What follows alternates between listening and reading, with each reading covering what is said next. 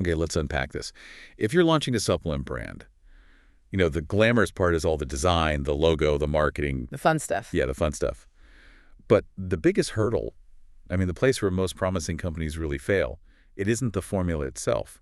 It's finding the manufacturing partner who can actually execute that formula consistently and, legally. That is the strategic truth nobody really wants to hear. A lot of startups, when they look for a contract manufacturer, a CMO, they often lead with one question. How much per bottle? Exactly. What's the cheapest unit cost? And that is almost always a costly mistake down the road. So we've done a deep dive into a really comprehensive buyer's guide for this, for selecting a capsule supplement CMO. And the mission today is to give you a strategic framework for that evaluation. So we're basically providing a blueprint for due diligence. We need to get people past just looking at the price tag and focus on the strategic priorities that really define long-term success. We're building a CMO scorecard, essentially, one that has to weigh regulatory compliance, quality systems, lead times. And cost, of course. And cost, sure, but also scalability and their actual technical capabilities around private label support. A truly high-performing CMO should act more like a strategic partner. They should offer end-to-end support from verifying your raw materials all the way to the final packaged product. If they do their job well, they handle that whole compliance nightmare, Right. which allows you to focus entirely on growth and marketing.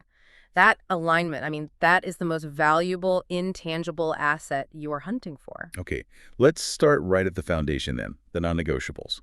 The regulatory and quality backbone. Because what happens in that facility has to conform to the letter of the law. If you can't prove quality, you don't really have a product. Regulatory readiness is, it's truly the backbone, especially in dietary supplements. In the U.S., what matters is the current good manufacturing practices, the CGMPs. If you hear nothing else today, hear this. The CMO has to prove the identity, strength, purity, and composition of every single batch. And I see the emphasis here is really heavily on just ironclad documentation. So if you can't prove the process worked, the batch is effectively worthless. It is. It doesn't matter what the test results say. That documentation requires robust batch records, stringent procedures for testing, and especially tight supplier controls.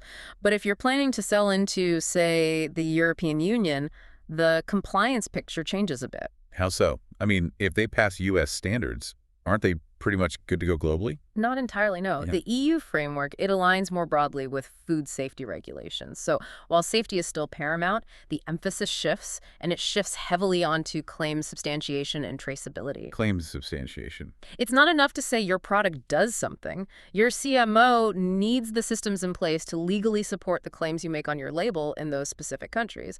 They have to master that regulatory nuance. There's a crucial quote in the source material that I think really shifts the mindset here. It says, a compliant CMO is not just about passing audits, it is about building a quality culture.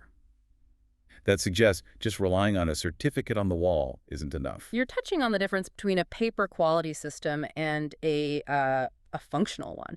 A mature quality management system, a QMS, is what builds that functional culture. This system governs everything: document control, how they address problems when they occur. All of it. Okay, but hang on. If I'm a startup, I have limited capital. Isn't chasing every single certification just throwing money at a wall? How do I quickly prioritize which part of their QMS actually matters most to me? You focus on PITA, BBKB. corrective and preventive action. See, many CMOs have a big QMS binder. It looks impressive. But a paper Tiger QMS just documents failures after the fact. A mature CMO shows you proof of effectiveness. Ask them. Ask them to show you documented evidence of an internal audit finding, and then walk you through how their KPA process stopped that specific issue from ever happening again. So you're looking for prevention, not just reaction. Precisely. That insight into their QMS effectiveness, that's the real measure of their maturity. That's a practical, actionable step the listener can take right away. Demand to see KPA effectiveness reports. Okay, we've covered the QMS paperwork, the foundation, but the best compliance in the world can't save a bad formula.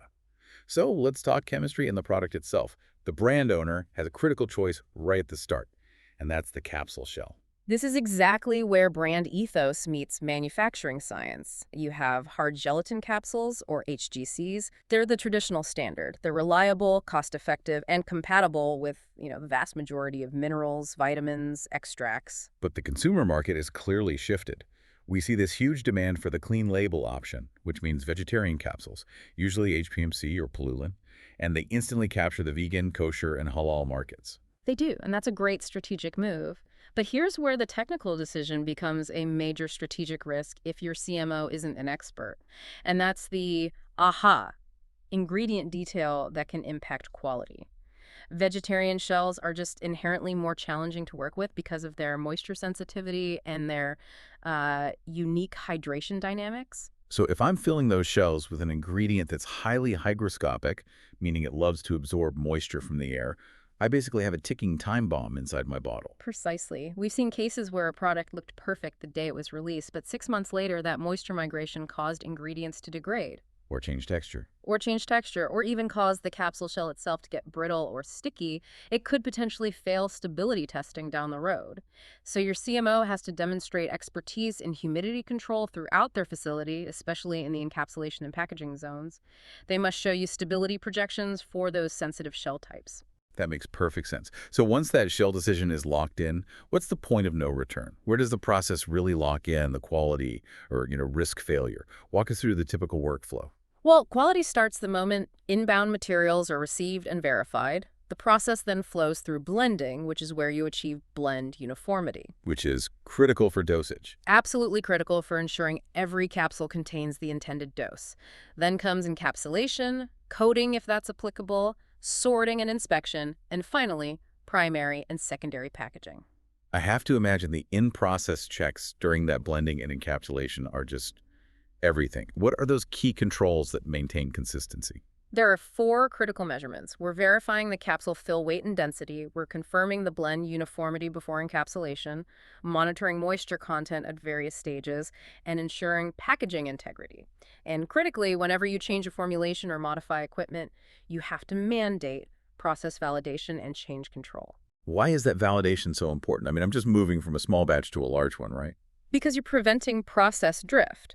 What worked perfectly in a, say, 100-kilogram pilot run might fail spectacularly in a 1,000-kilogram commercial run if that scale-up wasn't properly engineered. A sophisticated CMO will use something called design of experiments, or DOE, to systematically test how variables change across scale. So the practical takeaway here for you, the listener, is to demand a documented process map and a DOE-based plan before any major scale-up. Yes. Speaking of process, let's dive into the technology.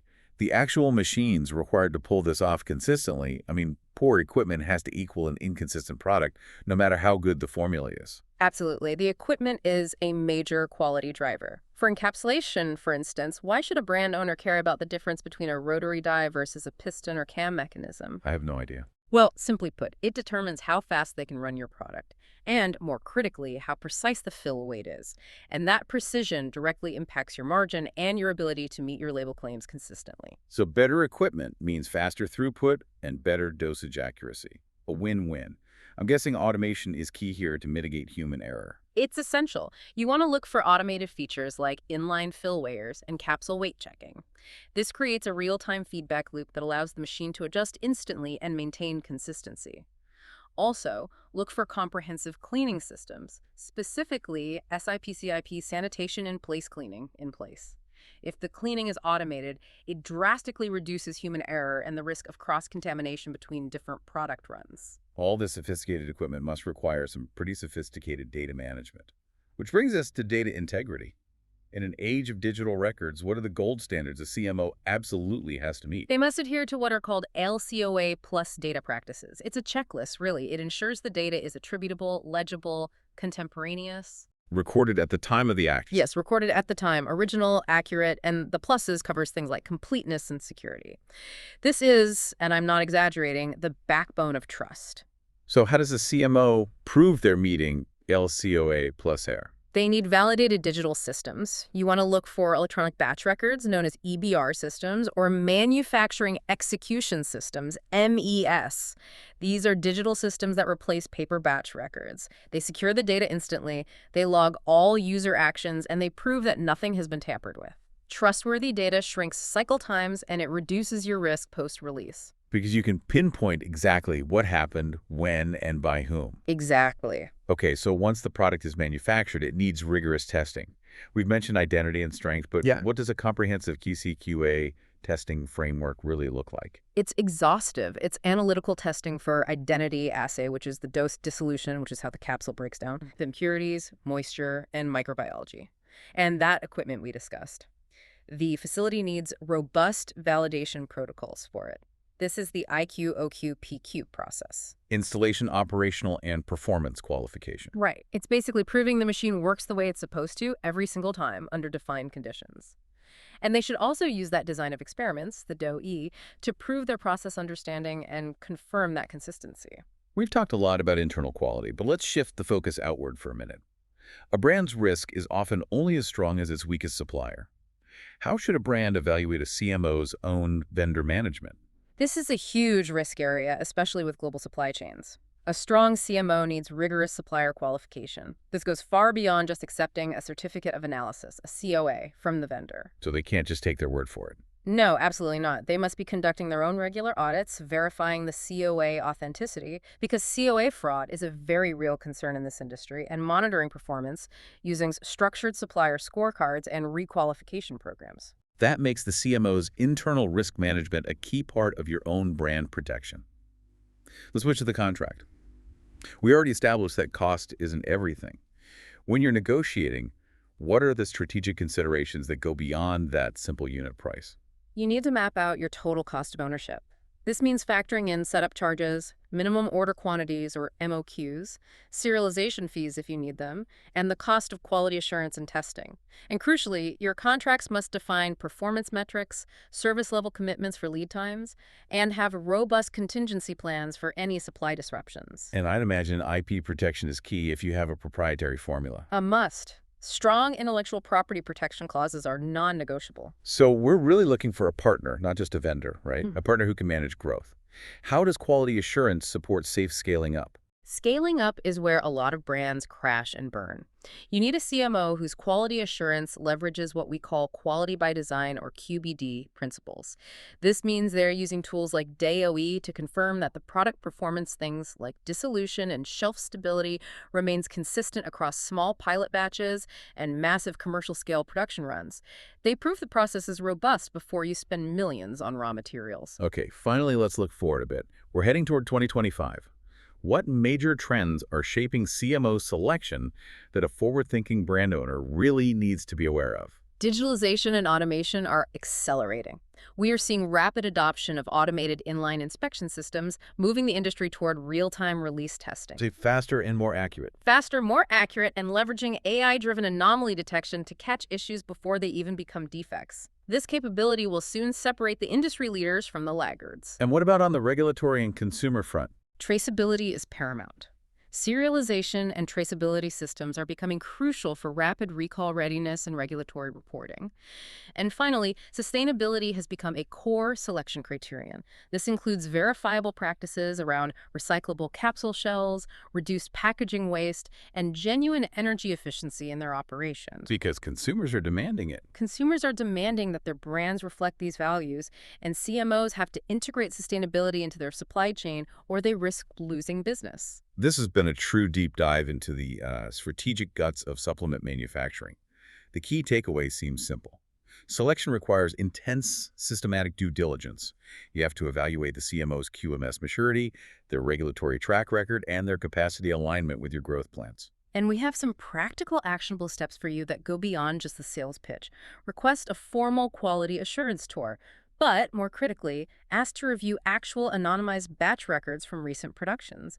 This gives you a clear, unvarnished view of their documentation practices, which are the real, everyday measure of their quality culture. If you're relying on that CMO to produce consistent quality at scale, you need to see the proof, not just the promise. Absolutely. And here's a final thought for you to chew on as we wrap up. The integration of digital QA systems like MES and LIMS with real-time monitoring and analytics, it enables this unprecedented continuous process understanding. Consider how embracing this digital shift will soon become mandatory, not just for meeting compliance requirements, but for meeting consumer promises, the promise of consistent product quality at scale.